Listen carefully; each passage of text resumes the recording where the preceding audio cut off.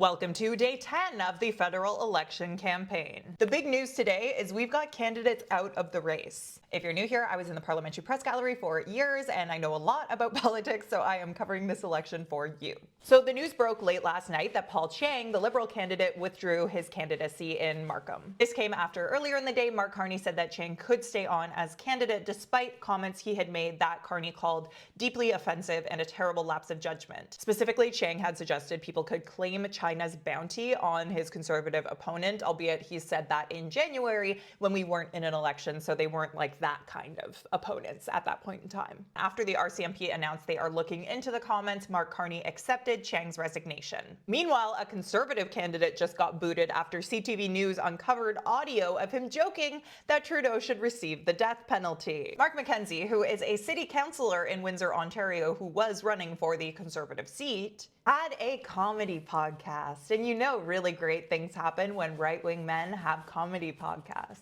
Like McKenzie saying, according to audio CTV obtained, quote, "I'm also in favor of public hangings, so I think we need to bring that back." Quote, "I think they should bring back the electric chair as well, but again, only if you're like 1,000,000% positive. Like, no, but you know what I mean?" Then McKenzie listed names of people who should have gotten the death penalty and then adds the name Justin Trudeau while laughing. In a statement Tuesday morning, the Conservative campaign spokesperson told CTV News, quote, "The comments are clearly unacceptable. Mr. McKenzie will not be the Conservative candidate." So that's two candidates out, both needing to be replaced. A few other things going on today. One thing that's hanging over the campaign today is the fact that Trump's huge slate of tariffs is supposed to come into effect tomorrow. When asked about this, Liberal leader Mark Carney said, quote, "We will of course be looking with interest at what is announced tomorrow," and went on to say, quote, "As I also mentioned to the president and was very clear, we will respond to additional measures. So we will put in place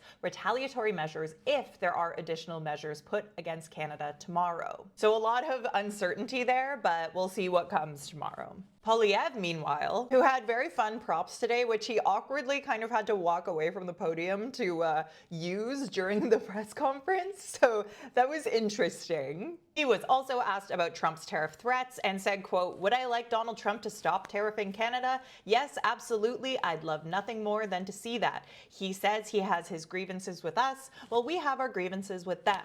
So why don't we sort them out without attacking each other's economies?" He also added that Trump, quote, "continues to want to have Mark Carney as prime minister," which is a misleading statement because what Trump said at the time was he would prefer to work with a liberal, but that he doesn't care who wins the Canadian election. Meanwhile, Elon Musk has very vocally supported Pierre Poilievre, so take from all of that whatever you will. The last thing I'll mention that did come up a little bit in questions on the campaign trail today, or at least kind of put the focus on affordability again, and Mark Carney certainly was leaning into this, is the fact that the consumer carbon tax is gone as of today, which you should notice at the pump. So there should be a drop in the price that you pay when you fill up your gas tank. So Carney was obviously taking a bit of a victory lap on this today, whereas as you can see here, Poilievre is still reiterating his promise to expand the axing of the taxes to the industrial carbon tax, which it is very important to note is the top driver of emissions reductions for Canada, which means that unless Poilievre is going to table some bold climate plan that will make up for this lack of emissions reduction, which is unlikely because so far when asked about his climate plan, he said he's focusing on helping other countries reduce their emissions. But yeah, unless he does do something, he might as well replace his Axe the Tax slogan with Axe the Ozone. Not to mention the EU and Britain are implementing something called the Carbon Border Adjustment Mechanism, which means that if we don't have a carbon price on our industrial emitters,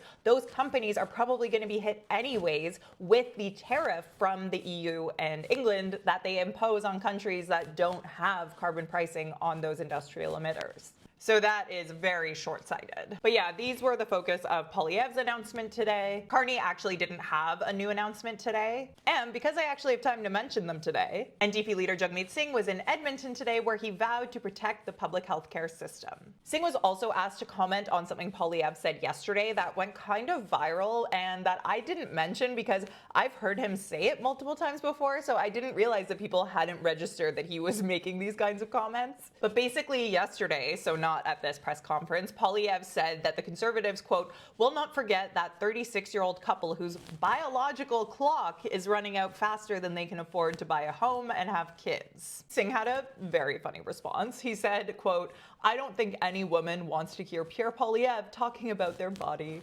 period. I'm with you on that one, Jagmeet.